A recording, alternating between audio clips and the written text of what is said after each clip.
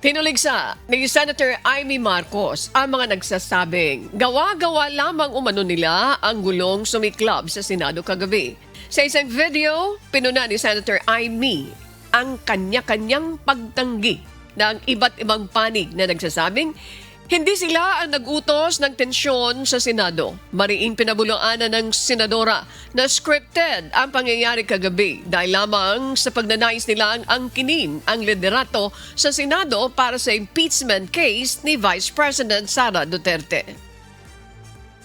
Ang balita, palibhasa lahat sila nagdi-deny. Ang next daw na sasabihin, gawa-gawa lang namin to para mahawakan ang liderato ng Senado at pagtakpan ang impeachment. Ano ba namang kalokohan to? Eto na nga at nagtatago kami dito sa barilan, putukan at siege ng Senado. Sasabihin pa na gawa-gawa daw namin. Kasi lahat sila denied to death, walang nag-utos, nalusubin ng Senado, walang may kinalaman, wala ang talagang mananagot.